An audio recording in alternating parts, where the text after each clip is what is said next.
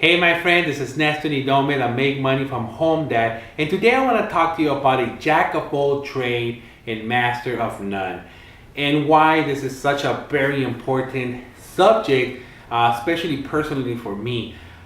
Just kind of to take you back a little bit of why is this such a an impactful kind of message for me is because I've been one. I've been a jack of all trades, and for many years I've been struggling, and now I can see the difference. But before, I remember it took me 8 years just to basically graduate from college, and the reason wasn't because I was failing college or anything like that. It was because I couldn't decide on what I wanted. I remember clearly that when I transferred to my 4-year university, I couldn't take 90 units from the previous college to this new 4-year university. I couldn't take 90 units because of so many classes that I haven't taken. I tried architecture, accounting, art, photography. Everything. And so it's been taking me such a long time to be able to find my passion, and that's because I've been interested in everything that the world has. I love the world. I love everything that it has in it. I literally love the world, and that's been a problem for me because when it comes to succeeding in life, when it comes to my financial life or everything, it's been a struggle to be able to decide what I want in life. So this is how it happened. Basically, I went to college. I couldn't decide, and finally, I had to. I graduated from my college.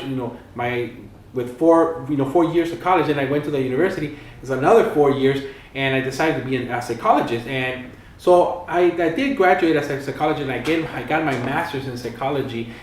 But basically, what happened is that 2 years before I graduated, I figured it out. I was like, I'm passionate about business. I read the Robert Kiyosaki's book, Poor Dad, Rich Dad, Poor Dad, sorry. and that was such an impact on me that I was like, hey, this is what I want to do. I want to do business. So that basically just kind of I threw away everything else. I was already into the psychology, so I might as well just got the bachelor's. But I did for that 2 years, the last 2 years, I did get a minor on entrepreneurship and small business. And so I kind of was like, okay, now I know. And it was such a clear thing and it's such a relief to know that, hey, I know what I want now. I thought it was psychology and it's cool. I love psychology, but now I know what I want. But the problem wasn't that each step has so many choices, and if you can relate to that, you'll know that it's like, oh my gosh, how do you decide these things, right? So when I went to business, I was like, well, what business? What industry? There's gangload of industries, So because I started like a DJ business. I started designing my own websites. I invented. I almost patented some inventions. I went to all sorts of businesses. I had vending machines, but because I've been working in the restaurant industry, I figured, what best to do? I know already, I was trained as a manager and everything, so might as well just open a restaurant. So I thought that's what it was, So it took me basically almost another 8 years to finally figure out that wasn't what I wanted. That those were not the businesses that I wanted. I didn't want an inventory. I didn't want employees. I didn't want all that hassle of a brick and mortar. And that's when I found online marketing. And I fell in love with online marketing. When I got into online marketing, I was like, oh my God, this is it. Oh yes, it's gonna happen. I finally know what I want in business. But then there's so many companies and so many things that you can do on online marketing. And again, with all the choices again, right? So it took me, but the great thing is that now it's taking me less and less time to decide because I know what I don't want. And that's one of the advices that I want to give you is like basically figure out what you don't want. It's actually easier to get to what you want when you know what you don't want, right? Because then when you see opportunities and you see something you don't want, you know not to get it, okay? For instance, let's say I didn't want inventory. And there's a lot of companies offline and online that that sell inventory, like pills or products or face products or anything like that. So I know I didn't want that. So for me, actually, it was easy to say, you know what, I don't want that. I don't want to deal with products. I don't want to deal with inventory or sending products somewhere, sending products over here, or having to purchase products and having them at my house. I knew I didn't want that, So, and I was like, you know what? Another thing I don't want is to be stuck in a place. Like when I had the restaurant, I was like, I know now that I don't want to be stuck somewhere. I want to be able to have the ability to just be everywhere, right? And that's how it came to be, and that's why once I found the company that I am in right now, that has everything I want and doesn't have everything I don't want, it's a perfect company. I'm in love with this company, and this is my company. I'm gonna push it forward. But then another set of choices came along, and which was basically one marketing.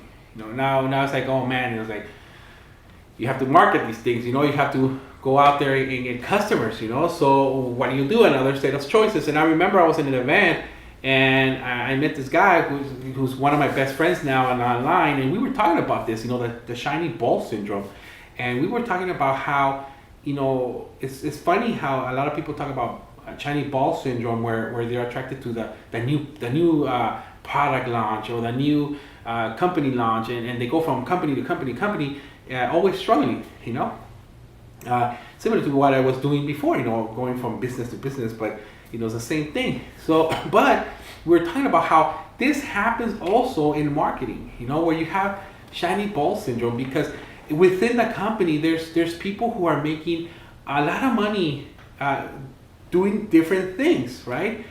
There's I know some people personally who are making thousands and thousands of dollars just by Facebook chatting. I know other people who are making thousands of dollars by putting YouTube videos. I know other people who are making it personally. I know them. I've talked to them. And they, that they're making a bunch of money doing PPC on Facebook, right?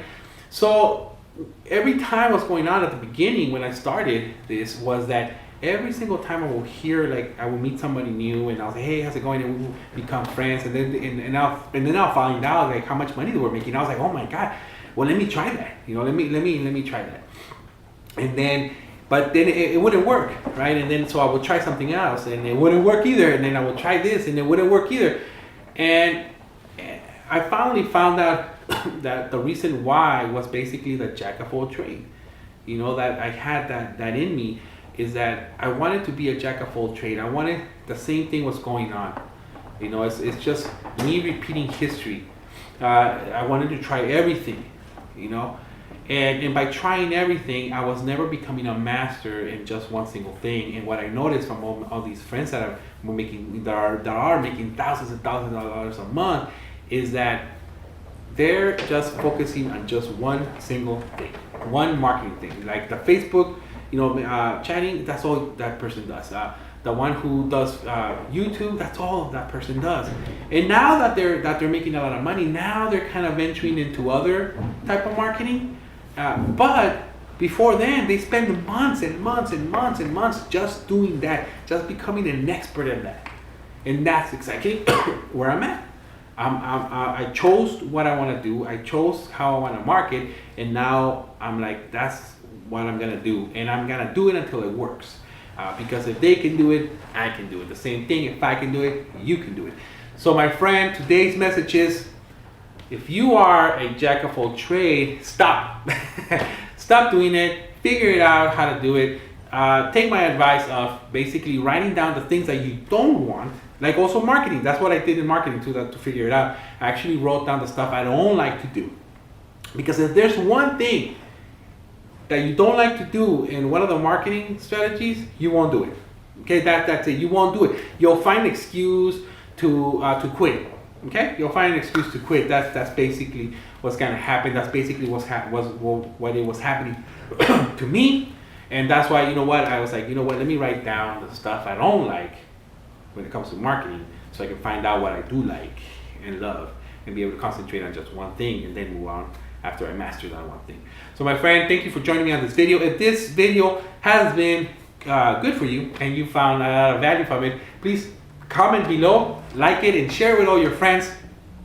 This is Nestor Nidome, the Make Money from Home Dad. Bye for now.